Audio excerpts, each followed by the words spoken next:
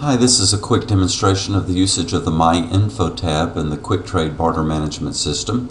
When you first log into QuikTrade, it'll bring you to the point of sale transaction screen. It'll look very much like this. It may be a different color or maybe a different logo depending upon your exchange, but it should look pretty much like this. If you are not the primary member of the account, then you will not see Statement Report or My Info tab. You must be a primary member to be able to have access to that. But if you are, then we're going to go to the My Info tab, and by clicking that, it'll give more detailed information about your particular account. When this screen comes up, first of all, I want you to notice that there are three sub-tabs: My Info, Contact Info, and Transactions.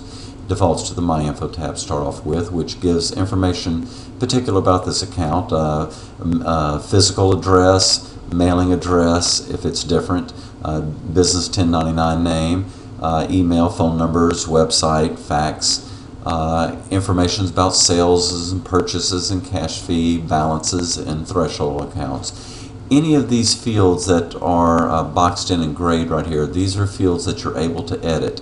If you do edit them, then make sure you hit the save key before you leave or it won't hold it. One thing I also will point out that on the physical address, if you change that, it doesn't necessarily change the mailing info, and if they're one and the same, make sure you change both of them. I want you to point out on the thresholds that it shows your credit line. That is set by the exchange office, but there's also a line that says CRA notification. This is your cash reserve account notification level. When your cash reserve drops below this number, then the system automatically starts sending you emails saying that it's getting low.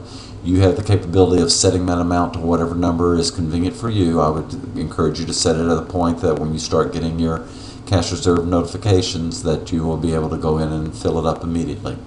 Under balances, you can see what your cash reserve balance is, what your current trade balance is, either positive or negative, and then your available credit. Your available credit is your credit line plus, or in this case, minus your trade balance, which shows what you have remaining left as far as credit.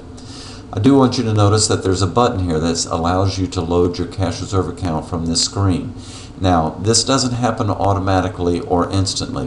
Whenever you load your cash reserve account by your debit or credit card, it could take up to one business day before that will find its way into your cash reserve balance. But this is a convenient place for you to be able to load it. If I press that button right there, it'll bring you to that screen that gives you the capability of putting in not only your information, but your credit card and debit information, barcode number. And I'm not going to do that at this point, but all that information needs to be filled out, and then that sends a memo to us saying once your credit or debit card has been approved, it sends us a memo telling us to add that amount to your cash reserve balance. I'm going to close that for right now. The next tab over is contact information. This shows all the people that have permission, either with they have a card attached to your account or they have log-on capability. If you click on either one of those names right there, I'll click on my wife right here, it'll bring up specific information about their account, address and phone number, and but this is also where you can change the username and password down here, and I'll point that out. If you do make a change, make sure you hit the save key before exiting.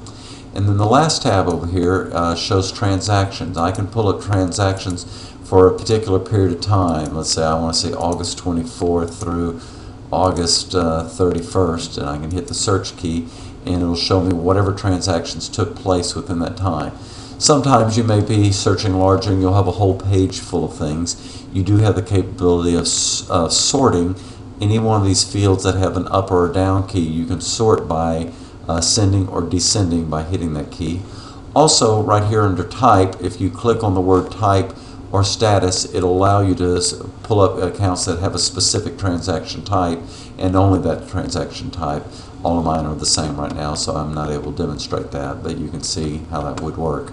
And at the bottom it shows the total of your trade transactions, total of your cash fees, and then the total of the tips paid in those transactions that have been searched at this point. If you click on any one of those transactions, it'll pop up a box that gives more detailed information about that transaction, and so you can see what was involved. That is pretty much a summary of the My Info tab. Whenever you are finished, make sure you always log off And that concludes this section of the discussion.